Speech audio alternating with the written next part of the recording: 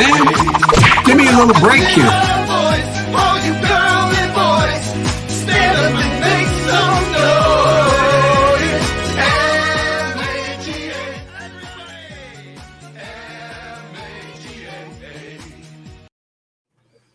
That was the latest from Carpe Donktum, and welcome to the Reality OS. And I'm joined with Tracy Connors today. I'm Peter Duke, and we're joined by Carpe Donktum. And one day I'll learn how to make an intro. You're doing just fine. You're doing just fine. Oh, you should let me do it. I was like, I wanted to introduce him as the master of memedom. Take it from the top, Tracy. Go ahead. All right, so we're just going to go back to one? Yeah. All right, then we'll do a quick reset and back to one. Should we play the whole intro again? You tell me. You're the producer. No. We're good. We're good. Welcome, everybody. And thank you, Carpe Donktum, the dealer of dankness and the master of memedom, for joining us this week. Sure, if you say so. Come on. Those are all the names other people give me. I'm just me. Where did you come up with your name? That was one of my questions asked Peter. So do you know where that came from? Because I don't get it. So it was an old joke between a friend of mine, and it was, I don't remember exactly why, but it ended up being like "seize the donkey" in Latin, pretend Latin, not even real Latin, but pretend Latin. And then it just sort of stuck in, and it made sense when I made the transition into politics. So absolutely. Well, it's kind of I can't remember the phrase off the top of my head, but there's a phrase that's repeated throughout the book, which is now the TV show, The Handmaid's Tale, which is fake Latin too. Yeah. And they admit it, but it's "don't let the bastards grind you down." But it's not at all translatable from Latin into English as such. I find that pretend Latin is the best Latin, really. I don't know. I think Pig Latin is close. Oh, that's probably a close second. Yeah. Not very many people speak either one of those Latins anymore. So yeah, I'm the famous eater pay ook day.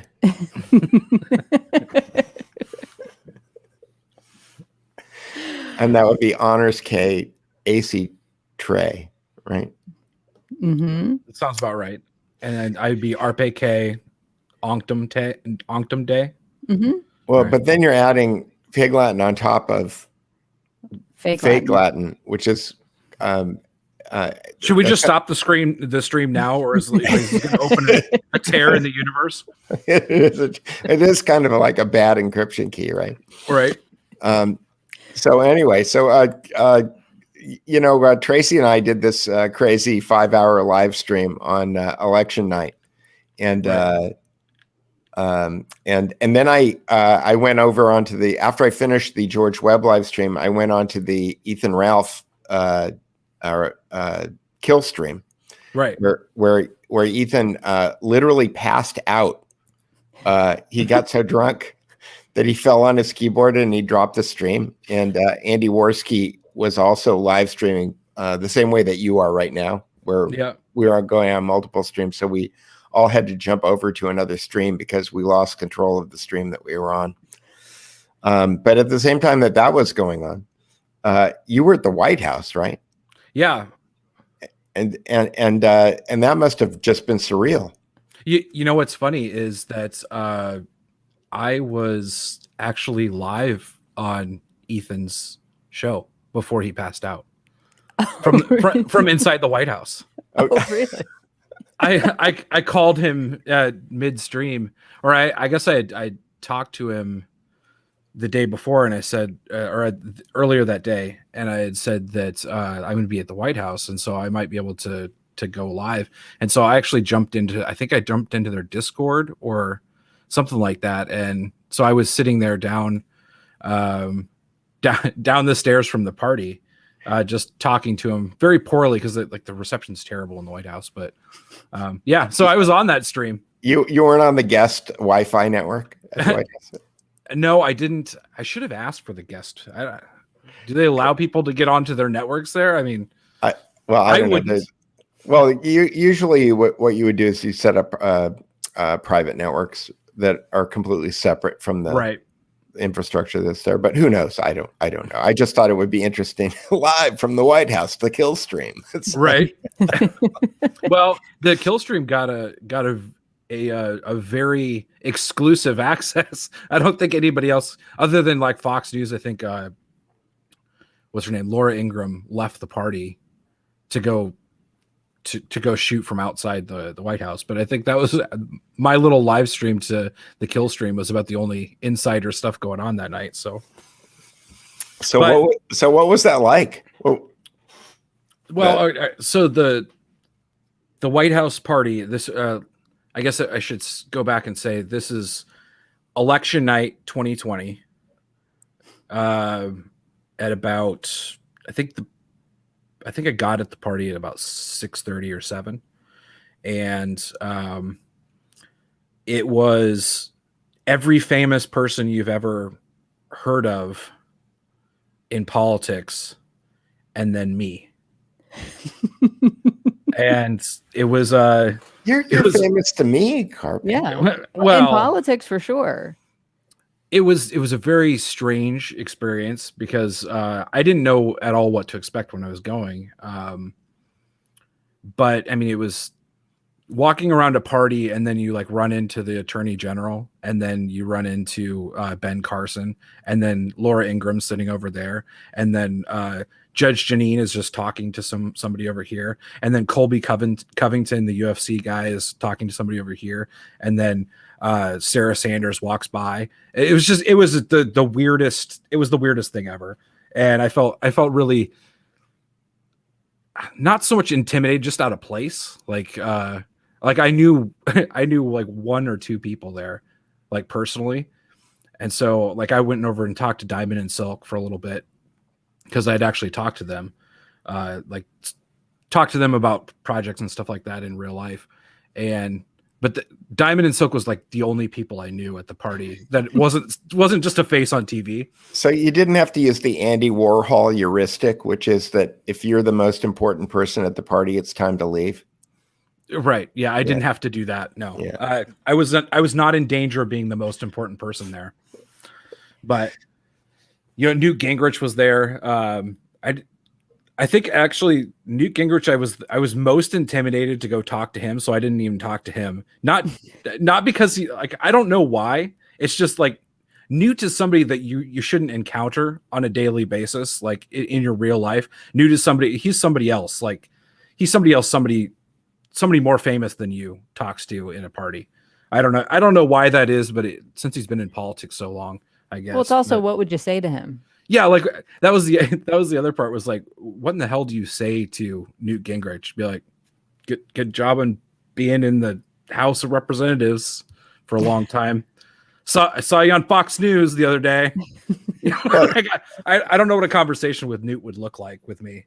So, which one of my memes is your favorite, Newt? Yeah, Newt. Which one is your favorite? I don't know. I've been in situations like that before when I was a fashion photographer, where I'd walk into a party and every single person in the room was famous except me. Right. And I understand that moment. But the person that I was with I was with a hairdresser, and I turned to her and I said, I think I'm the only person in the room here who's not famous. And she goes, yeah, but they all want to know why you're here. Right. So that was probably going on. There were probably a lot of people whispering, "Who is that guy?" Right, exactly. And I'll tell you this: everyone was really, really nice. There was not a person in the place that was like, "Who the hell are you? What are you doing here?" And actually, quite a few people, if I introduced myself, knew who I was. Whether or not they were a huge fan, I don't know, but they at least recognized who I was. Or pretended to. We'll just say that maybe they pretended. But I talked to Kayla, the press secretary, and I talked to Ben Carson. And Ben Carson was probably the nicest person there, which was. I have a question about her because Kaylee McEnany. Kaylee McEnany, like her and Sarah Huckabee Sanders, like how. I'm so impressed by their ability to stand up there and weather that storm every day with aplomb, just walk out there and own that room every day. What is it, do you think, about their personalities that allowed them to do that? Because I'm not sure I would ever be up to that. I don't know exactly. I mean, I feel like they're just people that are just very comfortable with who they are. And because I feel like in order to be sort of in that space where people are constantly attacking you, whether or not you did anything wrong or whether you said something wrong, they're just attacking you just because of who you are.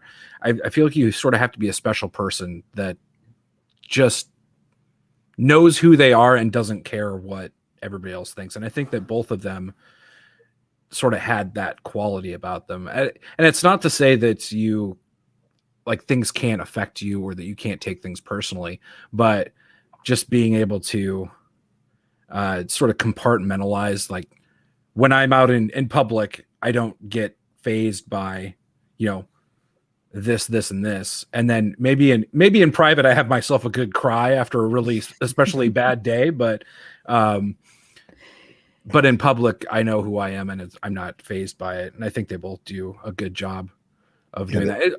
Also being just a calm person, like being calm kind of under fire is certainly a valuable skill, which I'm not sure that the current press secretary has that.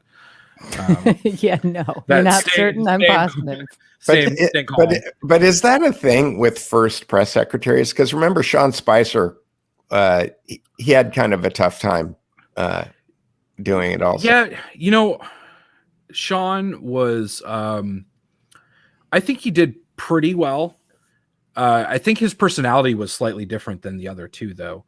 I think he was a little naturally a little more combative, and I think that sort of got him into trouble. Like Sarah would just sort of would end. She was the fight ender.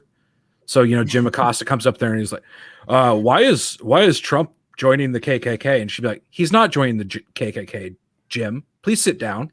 We're going on to somebody else."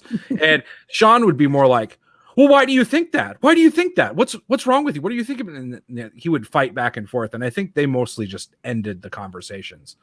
And so that may have been a little bit of a difference between Sean and Sean also looked a little, how do I say this nicely? He looked a little rattled, or he looked rattled a little more easily. Yeah. Whereas Sarah would just kind of,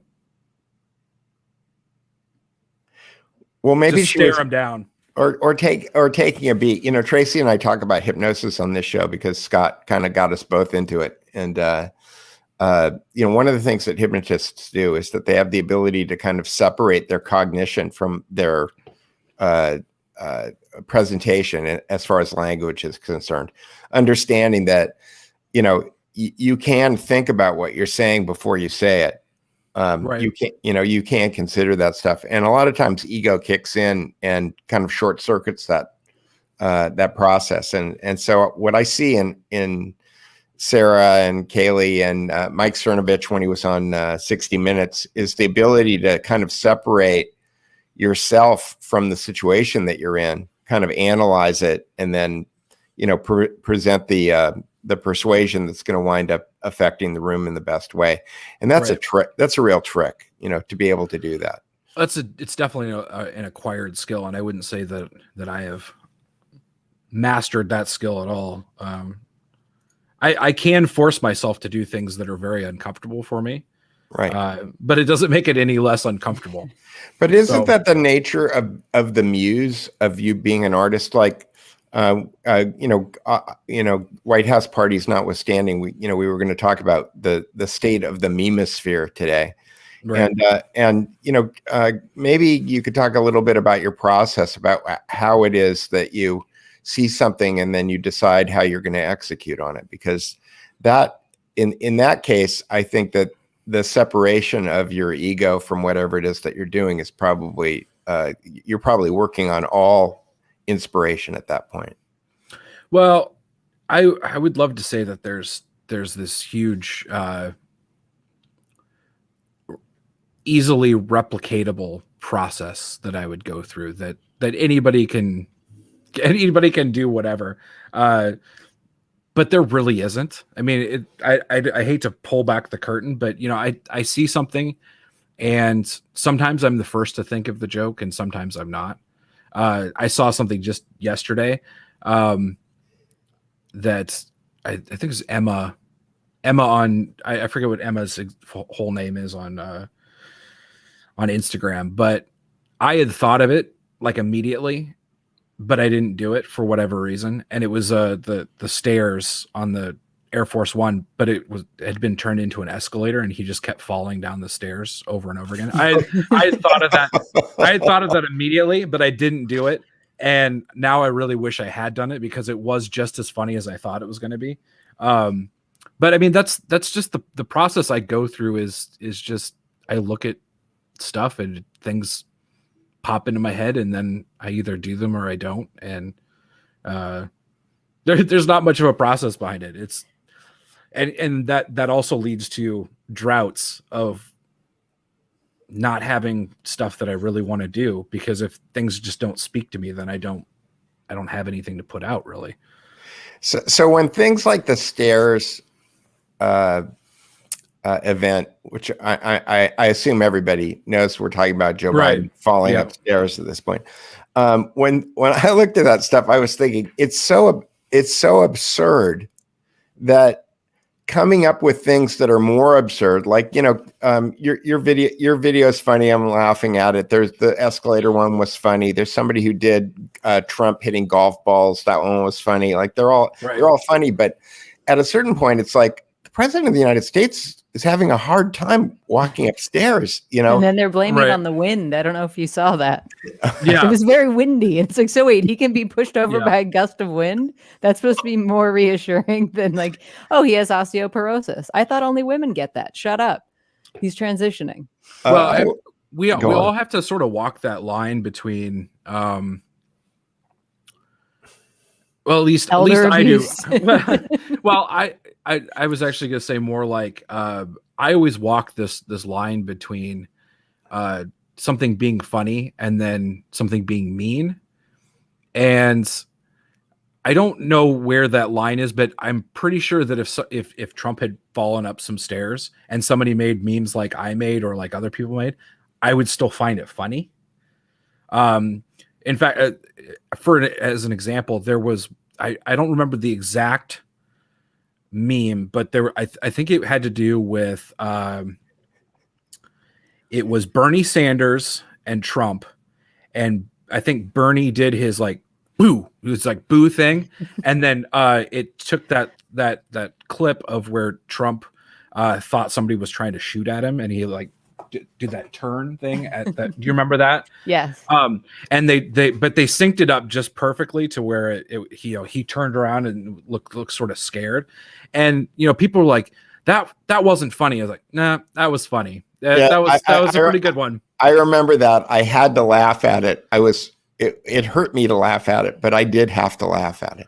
Well, the conservative ink side of things was kind of like, well, we can't laugh at that because that's not funny. And no, it's still funny. We can laugh at that. I give everyone permission to not go 100% context on this. It's still funny. So I think we all walk that fine line, but I do get tired of of people who they can't walk and chew gum at the same time, where they're like, well, this is elder abuse and this is scary, so we can't find this part funny. So I generally that stuff sort of annoys me, but I do think it is serious at the same time. Yeah, but you included clips of Hillary falling. Yeah. Which is great, because I had forgotten about I just that. didn't feel like adding more. I had ones of her falling down the stairs too. But yeah, wasn't it? She was somewhere overseas, right, and fell down these like ancient staircase. Yeah, like India or somewhere in East Asia. I remember. I just remember it because Michael Malice tweeted it and said she falls down counterclockwise in the southern hemisphere. Yeah. The The Coriolis effect. Coriolis effect. That's right. Yes. So I don't know if that answers your question, but Yeah, you there just is a get certain divine inspiration, right? You just see something, you're like, I can make this funnier. I can get some cheap laughs out of this is generally what I say. Do you bank clips? Like, do you see clips every once in a while and go, oh, I can use that someday. I just need to go grab it. I don't as much as I should. Okay. I end up I try to, but sometimes I forget. And so then I have to go looking for clips. And I'll just tell you that if you don't save the clips, it is infinitely harder to find them later because you cannot search for them. Like trying to find the clip of like Hillary falling in the plane and stuff. If you just type in like Hillary falling in a plane, maybe you'll get it in a search result, but you're probably going to have to do a lot more digging than that because Google hides all of that stuff that you immediately want to. Right. And it's 320 by 240, 15 frames per second with somebody's logo on top of it. Right. Yeah. Yeah. So you should save. You should definitely save anything that's ever funny. And I do try to get things and save them so that I can use them in the future. I did a lot of that with like Biden's in the basement campaign stuff. I would download his entire YouTube channel like every couple days just so that I had all that stuff. Because I knew that eventually, like they just if there was a bad one that they didn't like, they just pull it down. Right. So, and it was during one of those things that he said that they put together one of the most effective voter fraud organizations in history. And it's like, I look at stuff like that and I think you don't need a meme. Like the guy is a meme. It's now, do you find him difficult to meme because of that? Or is it just a challenge? I think it's not really that much of a challenge. It's just what do I want to do? I guess I've done lots of things with Biden. I think out of all of the people that were running for president on the Democrat side, he's probably the easiest to make fun of. I mean, like going after Kamala is not hard, but you're sort of pigeonholed into like either she's on her knees or like just something that's not really family friendly. I mean, you can make fun of Cory Booker and put a sombrero on him and have him trying to speak Spanish and stuff. But there were so many boring people running for president on the Democrat side. And Biden is just, I think he's the low hanging fruit and he's just really easy. Cause I mean, you can just make fun. He's constantly gaffing. Like the last 4 years of his life have just been one giant gaff. Well, I'm just sitting here thinking maybe you could put together a State of the Union for him with all those basement clips. Cause I don't think he's going to give one. Well, now correct me if I'm wrong, but generally speaking, in the first year, presidents don't give a State of the Union. So it's called an address to the joint session of Congress sometimes, but they give a speech. But it's not at the same time as the normal State of the Union, is it? Mm-hmm. It is at the same time. Okay. Because I was thinking that Trump didn't give one the first year. He gave one in February. Clinton gave one in February. Okay. Obama. Okay, well then I'm wrong on that. But I was thinking they don't actually call it a State of the Union. That's not strange though, right? Because the State of the Union is actually the next year after they're elected or inaugurated. And there was a long period of time when I think the State of the Union was just a letter that got sent. Yeah, I think TV kind of ushered it in. Let's do it in front of cameras. Right. Okay, well then I'm wrong on that. I'm fine with being wrong. Well, State of the Basement. Let's do it. But I had a question. When you're looking at the falling up the stairs, say, and you're like, oh, I could put an escalator in there. How long would that take to edit? And have you ever found yourself where you think you're the first one to an idea and you get into editing the clips and somebody beats you to it? Because that's not a 2-minute turnaround. I think sometimes the amount of time it's going to take to do it also decides whether I'm going to do it. Because if I can't be like one of the first ones to do it, I probably won't do it. Just because like the way that the meme world works is the first one to do it is almost always the winner. You have to do something different than somebody else has done, or you have to do it, even if you do it better, the first one still may win. So I do sort of put that into the calculation of this is going to take X amount of time. But I think the stairs thing still, it would have been worth it because it would have been different than all the rest of them. I also wish I would have thought of the chairlift thing. Because I thought that was hilarious. That was hilarious. But that does go in the calculation. And sometimes if you're not first, you're last, like Ricky Bobby says. Well, how did you get into meme making? I just spent time on the internet, and it was sort of a natural thing. Well, I started on sort of Reddit, even before like I was not really much into politics like before 2016. I was always sort of politically aware, but I wasn't actively participating. And but I always like demotivational posters. Do you remember demotivational posters? I love that. I love that website. My favorite one is procrastination. The procrastination poster.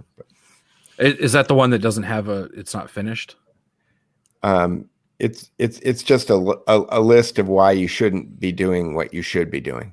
Oh, okay, I got you. Yeah. For people who are watching, there's a website. I think it's called Demotivator, or anyway, you could tell the story and I'll go find it. There's a bunch of websites, but I think it was a meme that sort of grew up in early Facebook and beyond, but it's the posters that people would hang up in their office that have like a motivational thing and then a little blurb and then a motivational picture. And so these were all demotivational pictures, where they were basically doing the opposite. So I love those, and I like to sort of make some of those. And then I started getting involved in politics, and I got involved on like Reddit at the Donald. May he rest in peace, the Donald, on Reddit. Yeah.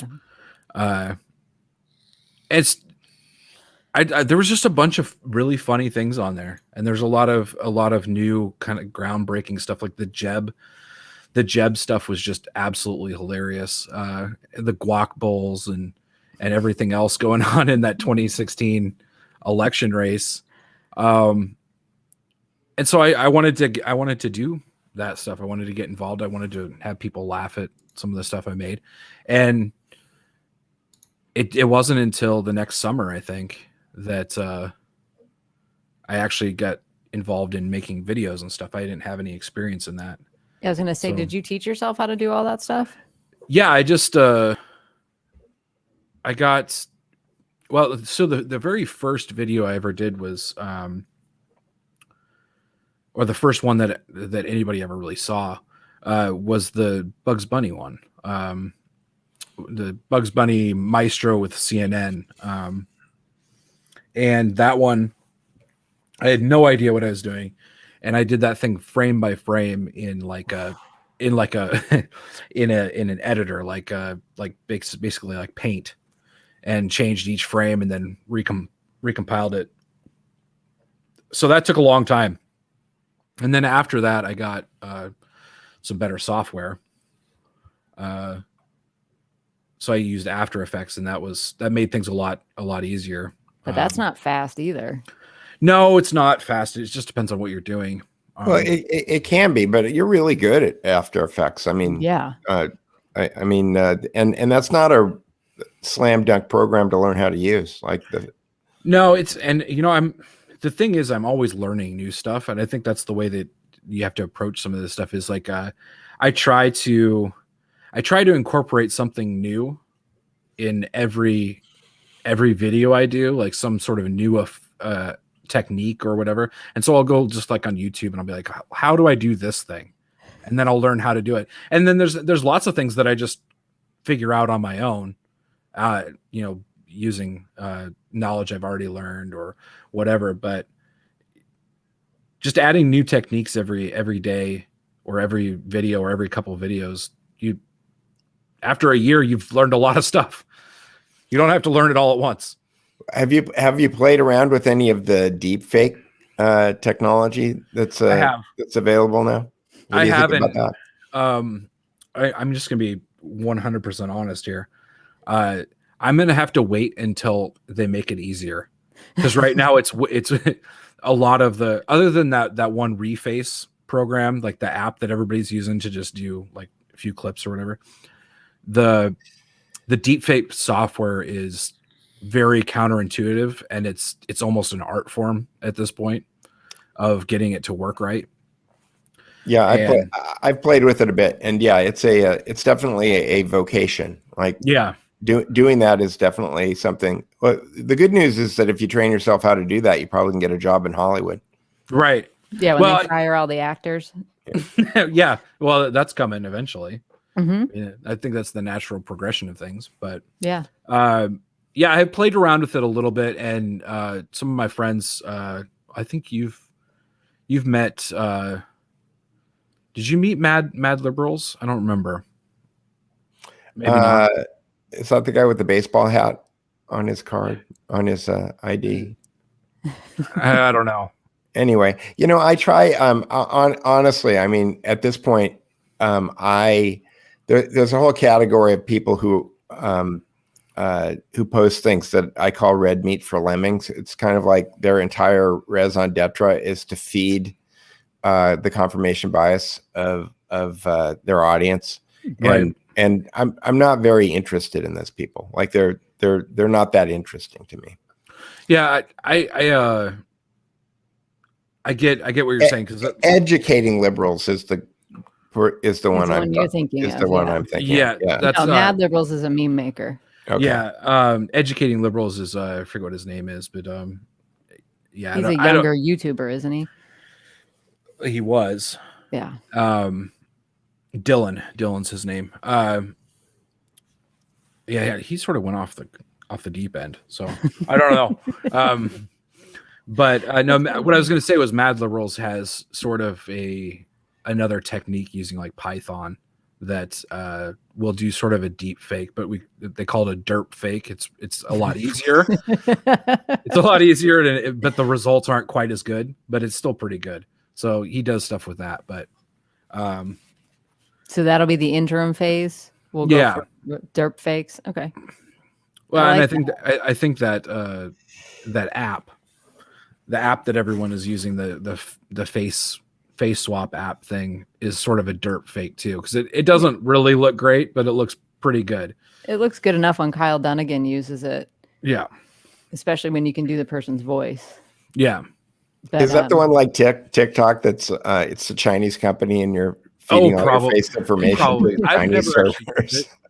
I've never actually used it. I've just seen people like on Instagram and stuff post those videos, and it's always I think they have a select few videos that you can put your face onto. Yeah.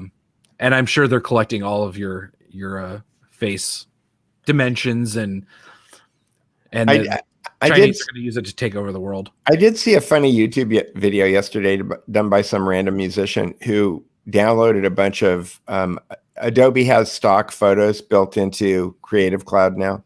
And they downloaded a bunch of Adobe stock photos, and then they green screened themselves into all of the stock photos that they downloaded from Adobe.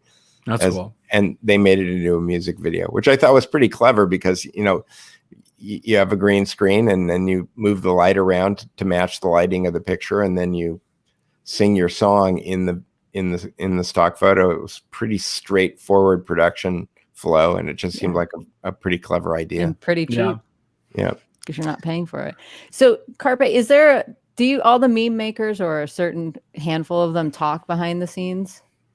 So I have I won't say what service we're using, because I don't want them to kick us off there. But I do have a spot where we all communicate. And I've become friends with basically all of the people that you've probably ever seen, the ones that at least get attention on social media and stuff like that. So if you have an idea for something that you don't really think you have time to do you just throw that idea into the chat room and see if somebody will pick it up? Or sometimes we do that, but it's mostly just it's not really a coordinated thing. It's like it's mostly just chatting, just chatting around and like showing what we're doing. Or it's not like Journalist where they just decide who they're going to take down today. No. Or you jump in and you're the first one. I got dibs on the Biden falling up the stairs. Having everybody all together though means that you have 100 eyes watching things that are memeable, and so that helps out a lot. That somebody posts in there. Oh, look, this photo just came out of Biden. Like I did just a picture the other day with it was Biden was like pointing up at a TV screen. And so we're like, oh, we can change that TV screen to whatever we want, And so it was the Biden. I made a graphic that said D is for doggy, and then a little quote underneath was the doggy bit the staff and had to be removed, and then I sort of captioned that as this is how they broke the news that the dogs got kicked out of the White House to Biden. So just things like that. It's probably pretty similar. It's good to collaborate. Did the dogs get kicked out of the White House? Oh, yeah. You didn't know that? Well, yeah. I saw that one of them bit somebody. But... No, they kicked him out after it lunged at somebody. Yeah. We're talking about German Shepherds. Yeah. You don't get to have dogs that lunge at people in the White House. That's not so good. No. Yeah. And what if they were people of color, Peter? You can't have that. Which they probably, that's the most diverse place you had to go there, on Tracy. The planet. Well, that's what I'm thinking. I'm like, it lunged at somebody. It lunged at a POC or maybe somebody that's trans, and this could be a huge incident. We can't deal with this at all. Homophobic dogs. There you go. That's the future is homophobic dogs. Probably. Well, we got some questions for you. Do you think I would turn this over to Carpe? Are there meme genres? Yeah, there are. There's whole styles of memes. There's the thug life meme, which is I would say that's a genre. It has its own sort of set boundaries of what a thug life meme looks like. Yes. That's there's wildly inappropriate ones just like you just put up. Right, but that's been memed over and over and over again. Right, that's where I kind of think like there are genres, and it happens on the video side with something like Thug Life. Right. And then it happens on the still image side with something like that. And there's different sort of formats for videos too. Like and I think TikTok has helped with creating some of these genres, because there's a whole meme set around a song that's it's got like this sort of high pitched like oh no song in the background, and so that's become a meme. There's songs, there's other songs that have been incorporated into it, but yeah, there's definitely genres of and styles, I guess, whatever you want to call it. Well, this is a good question too. Can you measure meme effectiveness and quality of effectiveness over time? Or does it be? Yes and no. You used to be able to measure it with presidential retweets. Yeah, that's true. That's true. I think you can measure it in both. I think it's actually both. It's effectiveness over time. Some memes just continue to get shared forever and ever and ever and ever, and then there's ones that are just timely. Because a lot of there's two different types of or at least two different types of situations where you have something that is short-lived. It's only going to be funny for a week, maybe a couple days, maybe just one day, and then there's things that will be funny for years to come.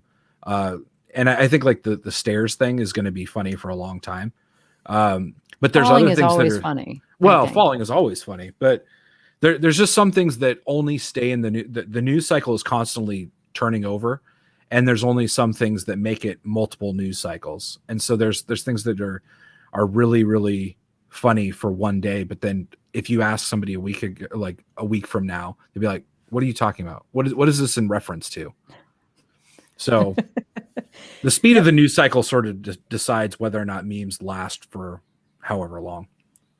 Right. If it could be quantified, what has been your most long-lasting or effective meme? Probably the first one I did. The Bugs Bunny one? The Bugs Bunny one, I think, has been shared the most times out of anything I've ever done. See, I think my favorite is the one with the Trump signs where it just kept going on forever. That one was really good. That one went on for a long time. Yes, and it tweaked the liberals. And that was, how many times did Trump tweet out your memes? And did you screenshot them all? No, I didn't. I should have. I have 100 regrets as far as that's concerned. I bet it's more than 20, less than 30, I think. Wow. As far as just tweets, and then like other social media, I didn't even keep track of. So sure. Now, is he the reason that was he personally invited you to the White House on election night? Yeah, he called up and said, Carpe. Yeah. I'm not sure who authorized it. I didn't actually, I saw him there. I saw his speech, but he was not mingling with the crowd. He was not at the party. I believe he was with Don Jr. and some other people in the Oval Office monitoring. And then he came out and gave a speech to us, but he wasn't actually at the party. I don't know who actually got the invite or gave the invite. I think probably Dan Scavino had something to do with it. So. And have you been in touch with them since? My lawyers have been in contact with them. Okay. I personally haven't been in contact with them. Is that a good thing or a bad thing? Is that because you've got ongoing litigation? Yes. And are you the plaintiff or the? I am the defendant. Defendant. Oh. Yes. Yeah. So, well, we are both the defendant. We're co-defendants on a lawsuit. And what are you being sued for? Or can you talk about it? I can talk about it. Ron Coleman is representing me. Oh, nice. And Harmeet Dillon, and I guess, well, Harmeet Dillon's law firm. It's the video that got me banned from Twitter, which is the toddlers video. Oh, right. Yeah. Yeah. And so the parents of the kids sued. Who are the attorneys for the plaintiff? He is a I want to say he's a personal injury lawyer, so he's an ambulance chaser. Right. Chaser. Yeah. But the reason I'm asking is just because I'm wondering if it's the same attorneys that went after Got News for the we published a story that we retracted within 45 minutes, but it didn't keep the lawsuit from continuing. I think it's somebody who got in contact with the parents, and I don't think I think they're a local person, right, where the parents are. So I don't think it's so they're lower than the people who run Bus Kings. They're going to be low on the. This is probably the only lawsuit they're filing against the Trump administration. Right. And I think this is a civil suit. Yeah, it's not a criminal thing. Right. What are they claiming though? So what they're claiming is civil rights violations against their children. Okay. So this is basically how it's playing out. Is I made the video off of their viral video. So it was a news item. Yes, and it's parody. I made it First Amendment protected parody. Yes. Yes. In September of 2019 is when I made it, and then Trump tweeted it in June of 2020. So it was already almost a year old, but it was a news item at the time I made it, and they went on CNN and said that they were going to sue me right after he tweeted it. And then I got kicked off of Twitter for copyright violations because of they claim copyright violations. And then they had 30 days to sue me and they didn't. So then 2 months later, they decided they were going to sue me for civil rights violations because they could not win. And this is my thought about why they did it. I'll just make that clear. They could not win a copyright lawsuit. And so they went to New York and they made a civil rights violation, which is basically you can sue somebody for using your likeness and image without your permission. But part of that statute is also that it has to be for commercial gain, for commercial purposes, and there's a whole bunch of other stipulations on it, which that was not something that I was doing. I was not being paid for it or doing it for commercial reasons. It was for reasons of parody and satire. And the lulls. And the lulls, obviously. So anyway, in your case, and your that's honor. and that's kind of always been your I'm trying to think of your story is that you started doing this for fun. Like this is, and this isn't like a huge money making business necessarily. No, and it's never been about making money. And I always sort of laugh if somebody calls me like some sort of grifter or whatever. I'm like, I'm the least griftery person. Like, you're like, can you teach me how to do it? Because the whole reason that I even have like or take donations is because I got tired of telling people that I don't take donations. Like people would be asking me like, how can I donate? And I'd be like, well, I don't have anything set up. And they'd be like, well, get this. And I'd be like, I don't care. And then I eventually, consulted with several of my friends and said, should I start taking this just so I don't have to keep sending emails to people saying I don't take donations or whatever? And they were like, yeah, it's fine.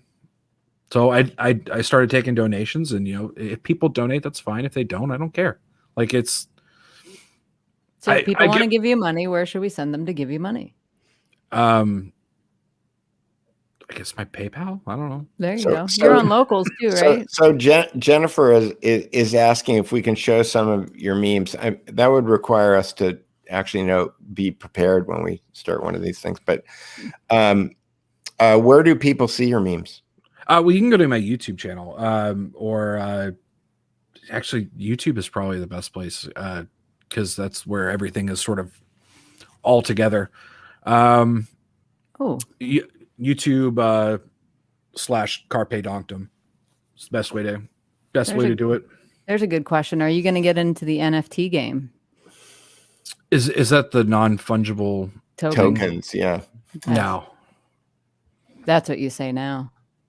Well, I'm not going to get into talking about it. Like I don't have any specific knowledge about it. I would sound like an idiot if I talked about it. And I'm not saying that I would never buy one, but right. But would you sell your memes? That's what I think people are asking. Like they would have the original. That's the whole point of it, is that you can make original artwork and then somebody owns the digital copy of it. I got you.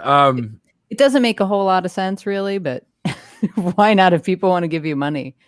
I like what Pax had to say about it. I bought a celebrity's autograph as an NFT, so I'll be able to bequeath it to my descendants in a private key to an address on a defunct blockchain that would have contained a URL to a shutdown website pointing to an image in a legacy file format of the signature of a dead stranger. Nice.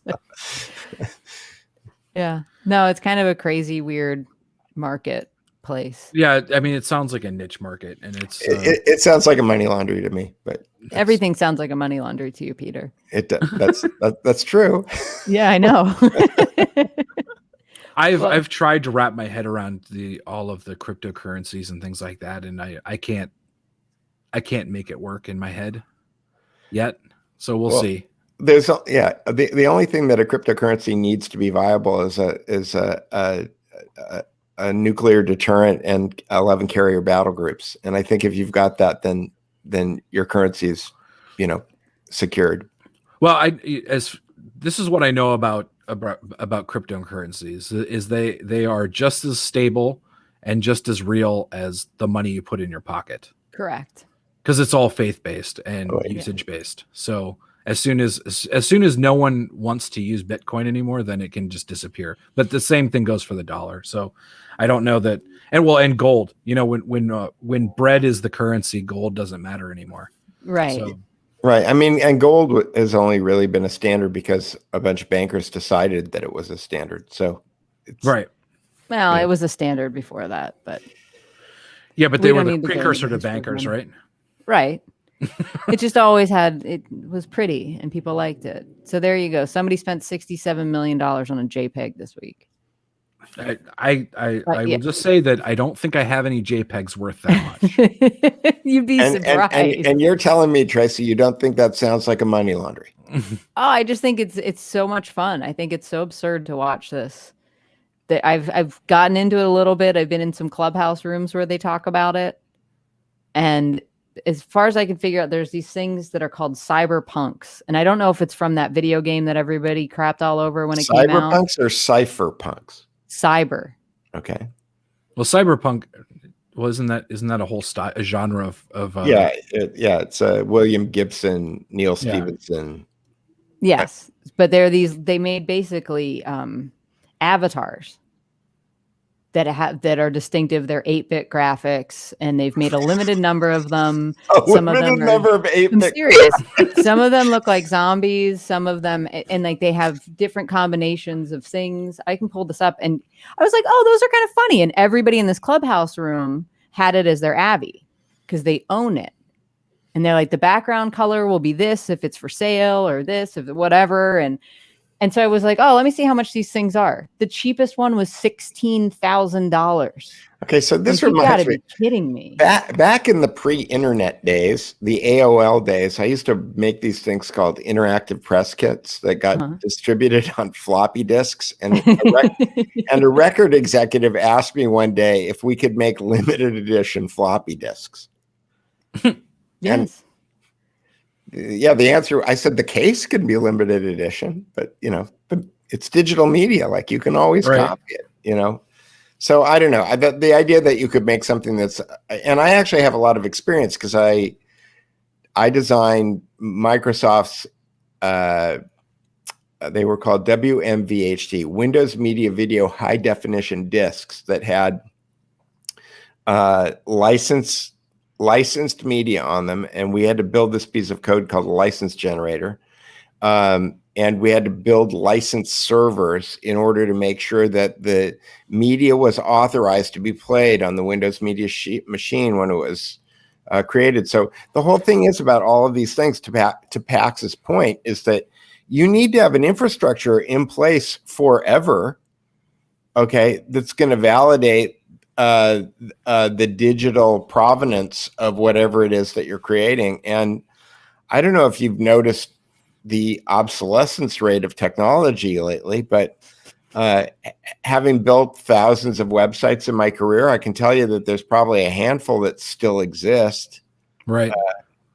Well, it's the Blu-ray versus HD DVD debate, that was right? the battle that I was in. Microsoft was trying to disrupt the market by creating spending over $1 billion to create a phantom product that never managed to make it into the marketplace. Right. Well, and I think that's where you go with.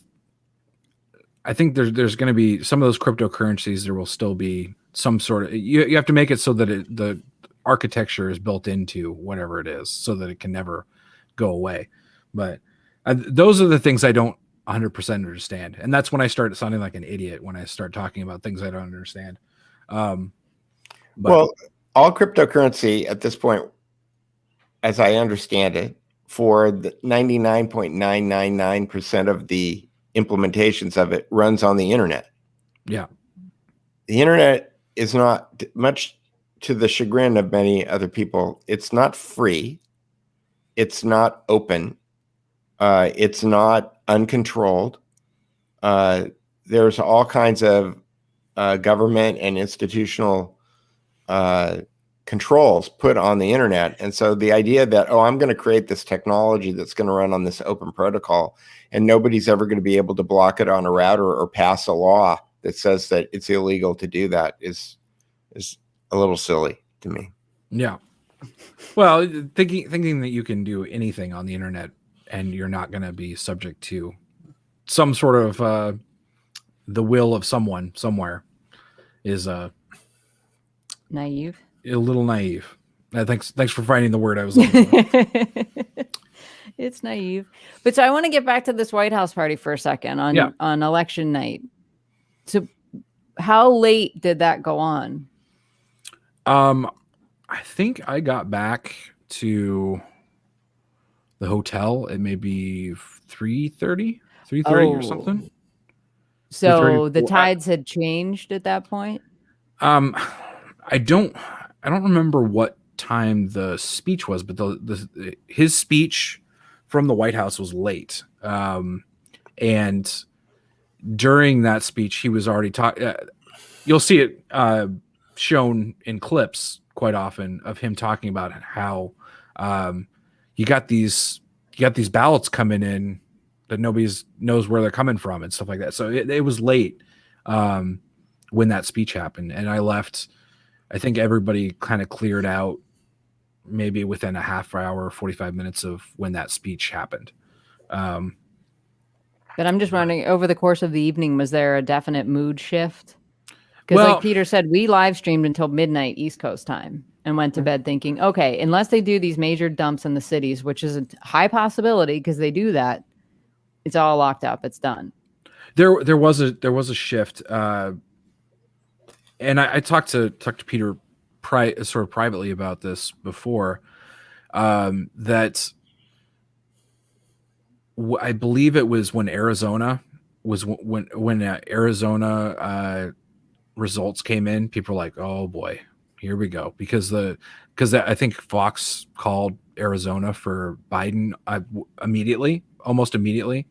And that was one of the states that was a definite for Trump, I believe.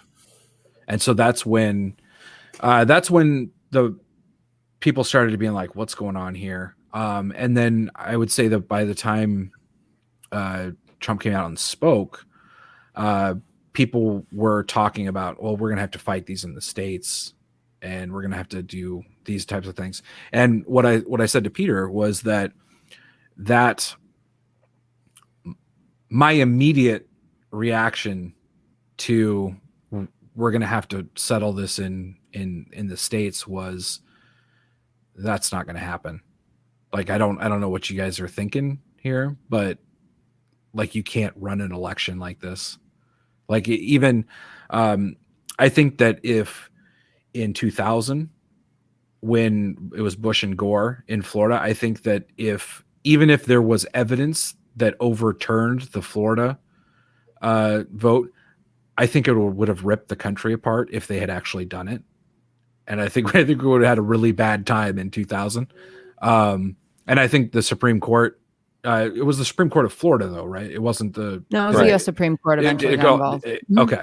But I think even they realized that we have to... The time to fix things is before elections, not after. And that was my initial thought was that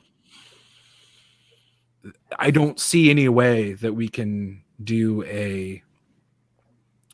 let's go do this unless it's just a clear recount and there's a problem with it. That's different. But I don't think you can go challenge these election laws and overturn election laws and then overturn the election and still have a country that even resembles America.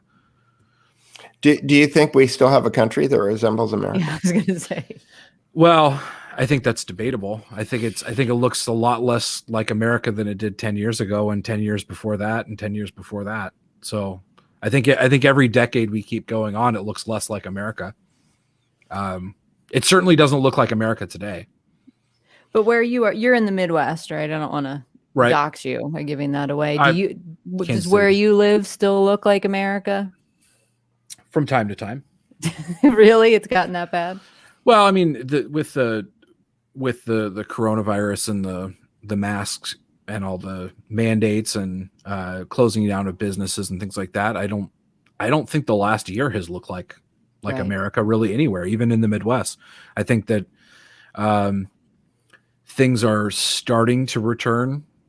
I think there's a lot of holdouts that are unwilling to let normalcy, or whatever normal is, return. But I think the Midwest is making better strides than the coasts are. Well, other than Florida, but I mean, Florida's sort of on its own coast down in the bottom there. But I guess we will get. I think we'll get there eventually, because I think there's enough people in America that are done with all of the mandates and all of the insanity. Yeah, this week I went to there's a bar restaurant in Burbank called Tin Horn Flats, and they have thrown down. They put a banner up in front of their restaurant when the lockdown started that said peaceful, come join our peaceful protest. Right. Because when the Black Lives Matter stuff happened, it didn't seem to matter that the COVID laws didn't apply to people who were having peaceful protests. So they created a peaceful protest. And in the last few weeks, the city of Burbank cut their power. Right. I think I heard about that. Locked their doors. And they cut the lock. The fire department showed up and told the Burbank Police Department that it was a fire hazard for the locks to be on the doors, and they cut the locks off the doors. Although when I was there the other night, they were back on. But they're running the restaurant with frozen food and bottled beer and a generator in the back. And they refuse to close. And the police keep showing up because people keep calling the police on them, but they don't really. They're not actually breaking a law. Right. So the police can't really do much except show up and say that they were told to show up. So yeah, but there hasn't been enough of that. I mean, you've got the woman that was in LA proper, I guess, that had the restaurant right across from the film set that one day and made that video that went viral. Yeah, and Dave Rubin showed up and live streamed from. You've got the guys in Jersey with the gym that Right. never shut down. And there was some bar, I think, in Staten Island, but there aren't enough of these. And yesterday, all over Europe and in Australia, they had these huge anti-lockdown marches. You don't see that going on here, and I'm a little bit concerned that Americans are just taking it. Well, I think that Americans, or the current Americans, or current conservatism, is far too passive. But I understand, because I'm a pretty passive person. Like I don't like to cause problems in my day-to-day life that I can avoid. Well, that's part of the implicit nature of the word conservative, right? Right. You're not a rule breaker. You're not a yeah. Like, I think it takes a lot to push people to where they've had enough. And I don't know when that point is going to be, but I think we're fast approaching. Well, I felt like I was at a Concord Bridge event because when I went to this place the other night, because the people there are done. They're done, and Curtis Yarvin mentions Moldbug says that the only time that populism actually works is when you have a legitimate revolution. Otherwise, it's just always co-opted and becomes, moot. Right. And what I saw going on there looked like a real revolution to me. It didn't look like, the status quo. And that's why, like Kurt Schlichter today was talking about how people have to start reading right-wing writers. And I'm just going, the right-wing, left-wing thing is broken, man. There's Americans. Americans believe in life, liberty, the pursuit of happiness. All men are created equal. And then there's everybody else. You can call them whatever you want to call them, leftists or communists or whatever, fascists, whatever you want to call them. But I believe in life, liberty, the pursuit of happiness. All men are created equal, and everybody else can be damned, as far as I'm concerned. And if you don't, if you keep playing this left, right, red, blue, conservative, liberal game, like then you're stuck, on that skipping record of nothing changing and going in the direction that you want it to go in. So Yeah, and I think it's a really delicate and difficult thing to balance though too, because like, you know, I would love to say I will never ever vote for so and so unless they follow this strict populist agenda and stuff like that. But then like I also see the opposite side of this coin, where if you just don't vote for somebody who's perfect or fits everything that you want, then the leftists all win, and that's even worse. Well, And based on what happened in 2020, does voting count? Right. not really. I Yeah. mean, I think that's a valid point too.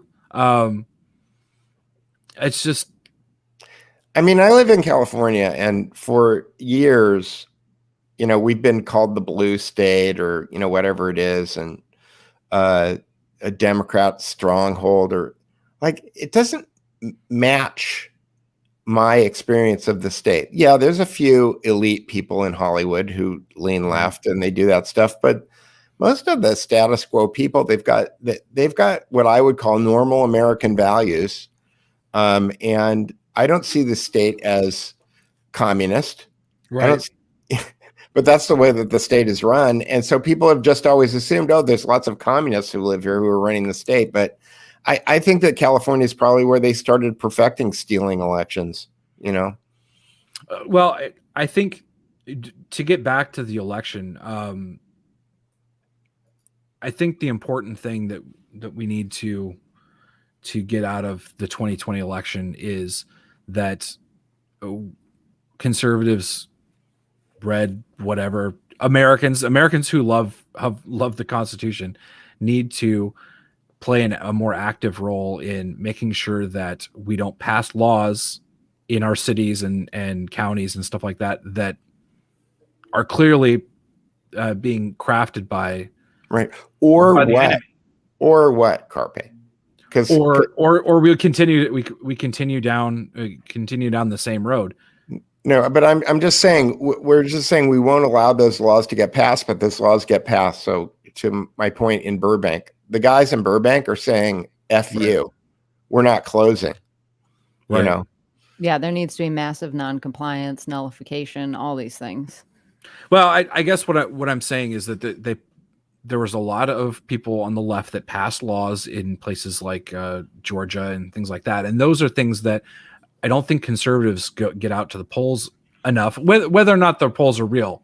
I think local elections are probably pretty easy to steal, local ballots, all that kind of stuff. But there needs to be more resistance for sure.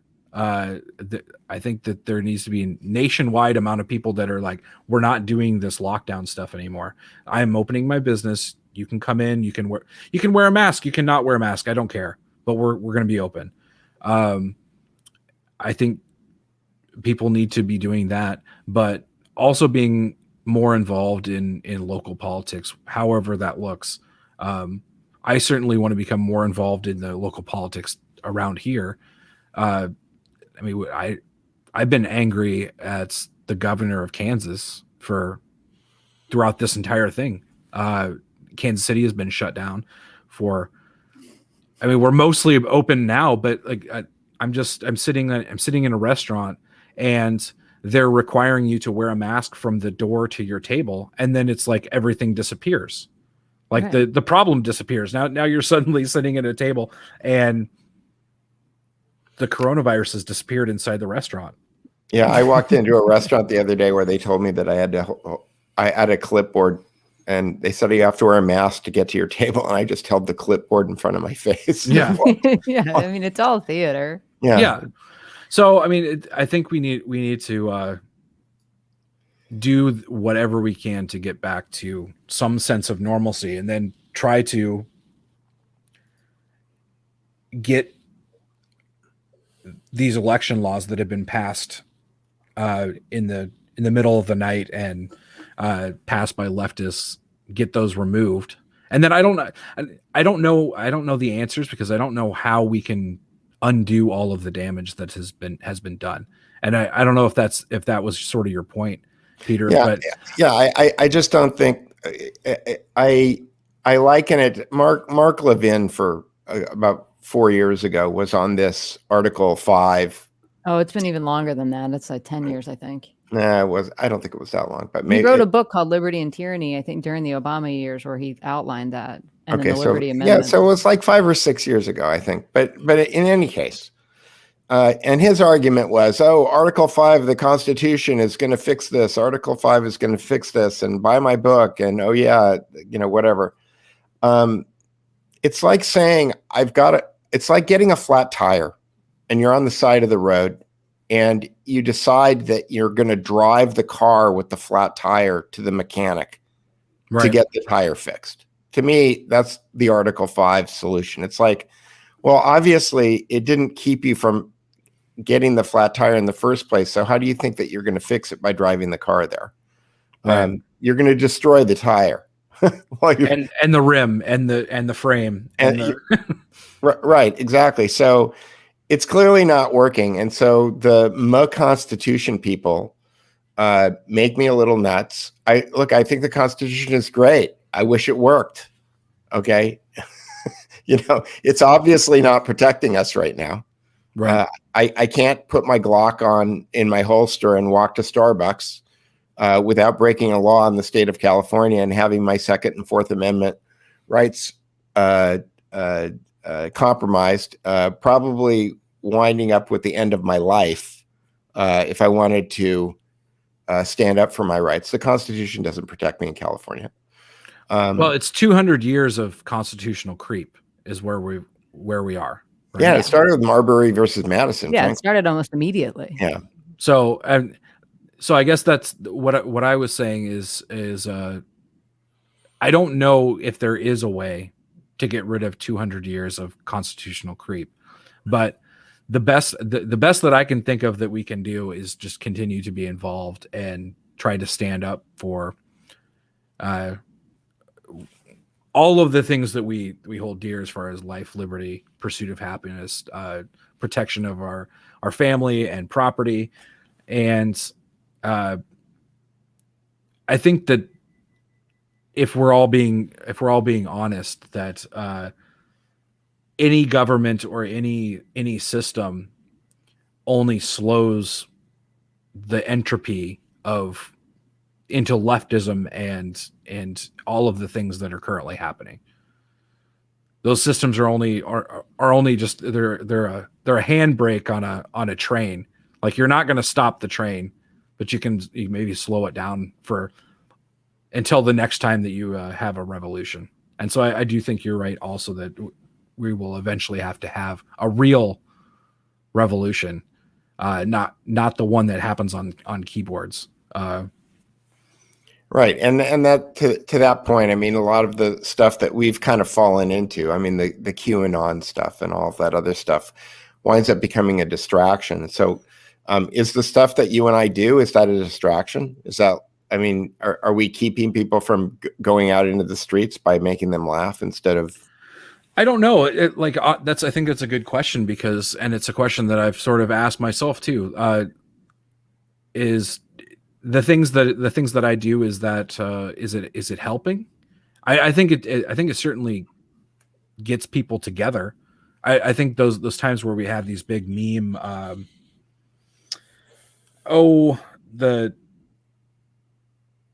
flashpoint, like the Biden falling down the stairs or falling up the stairs thing. I think it gets everybody sort of on the same page. But I mean, what am I doing outside of my house? I mean, I'm spreading messages around the world, but is it moving the needle? And I guess I don't know the answer to that. I mean, the Biden falling up the stairs is a good example, because when I looked at that, the first thing I looked at it, and then I looked at the way that everyone was reacting to it.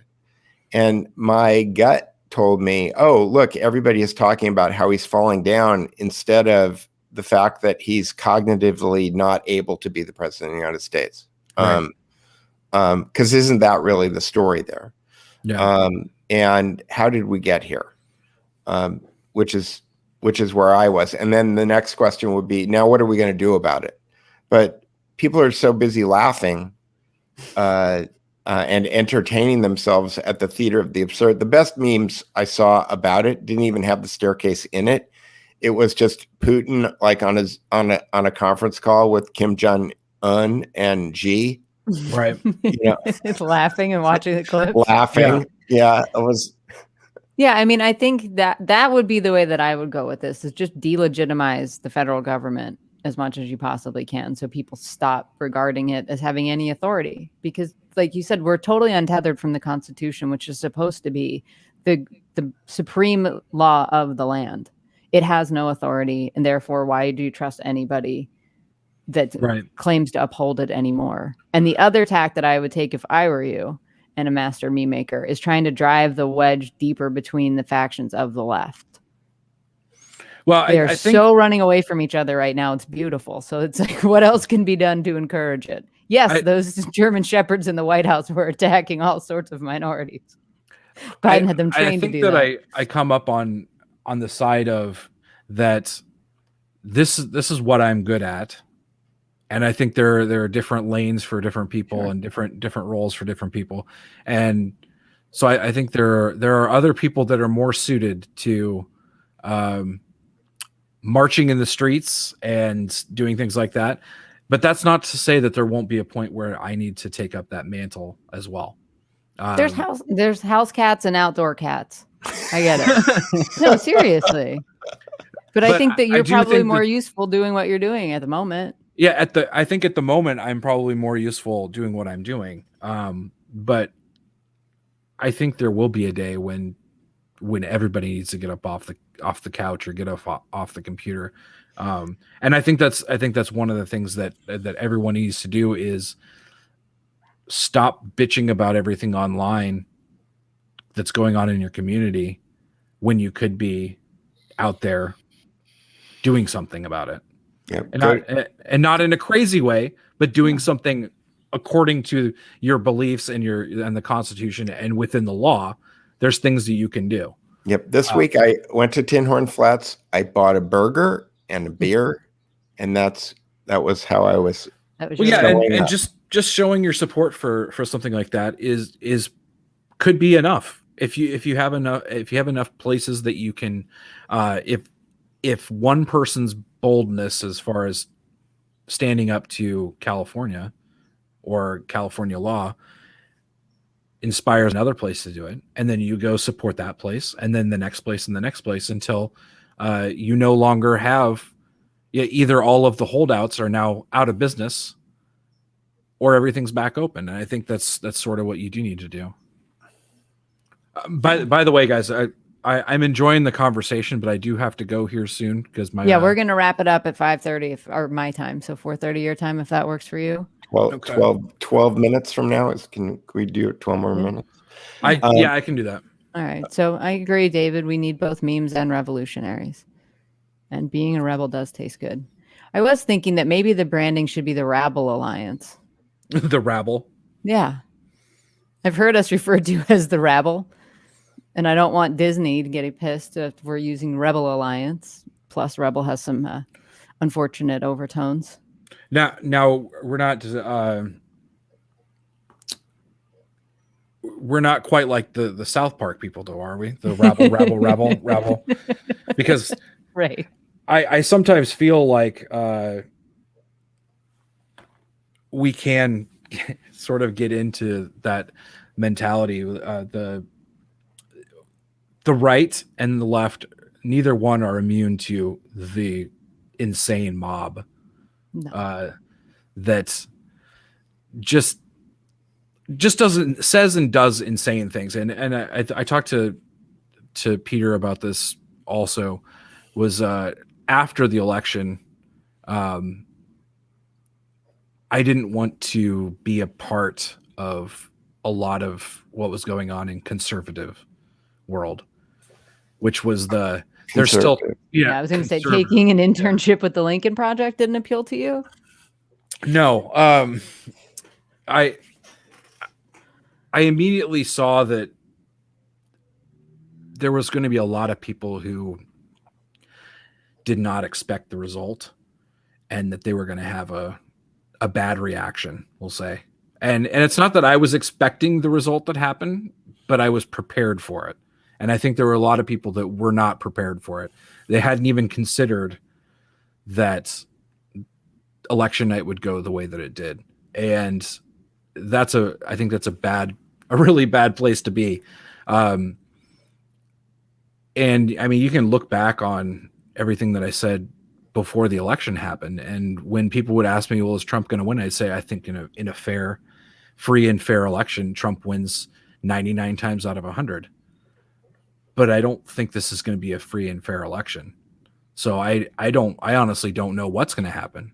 And if you think that Biden can't pull out a win, then I think you need to re-examine the world that we live in. Well, a lot of people are there right now.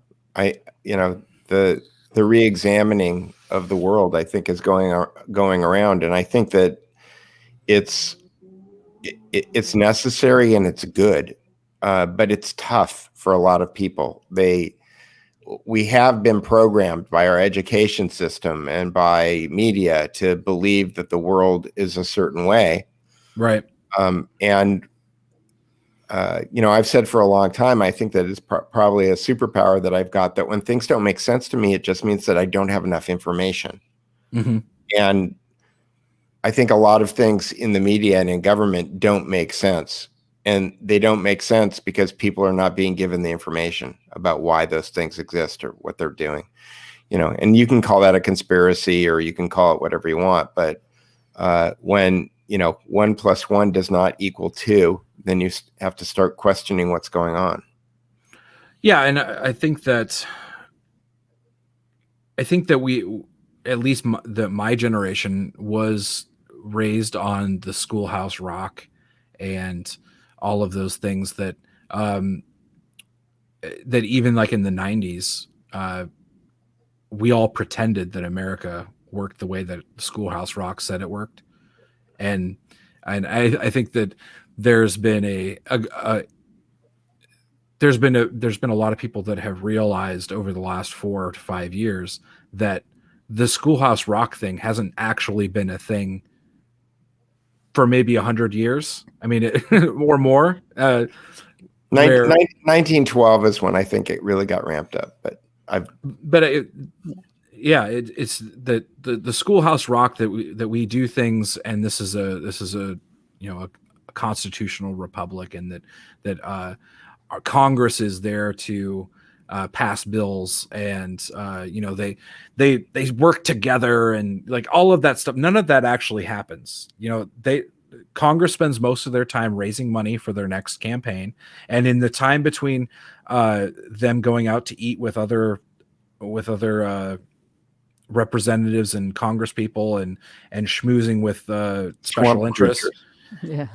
In between there, they have their staff read bills, and then they might go up on and say something against the bill and then vote for it anyway. So none of the stuff that actually should be happening actually happens. It's all just a big show. And that's not a conspiracy theory. That's just the way that Washington does not work.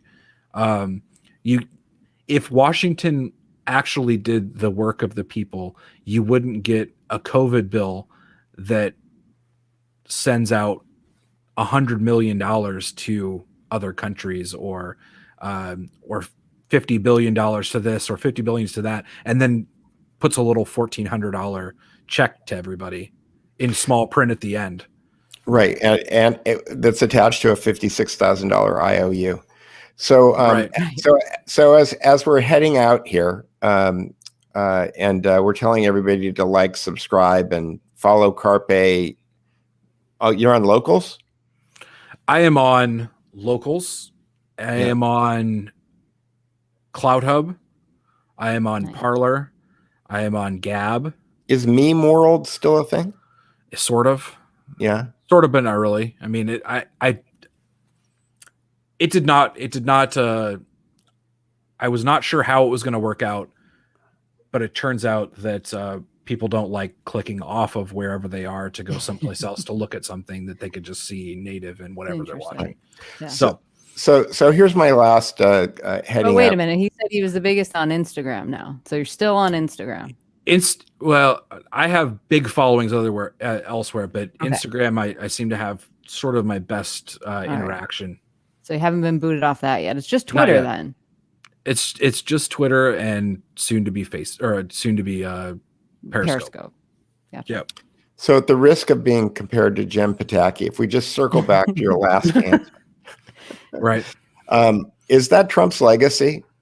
Really? Not any of the things that he actually accomplished or didn't accomplish in his presidency, but just his presidency in general, kind of displaying to the world how ineffective and how messed up the DC operation is. Is that really his legacy?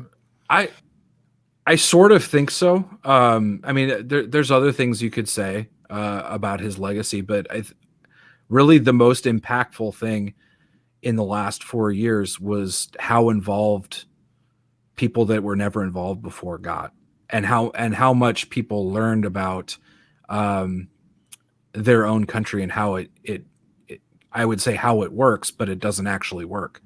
I think that's a good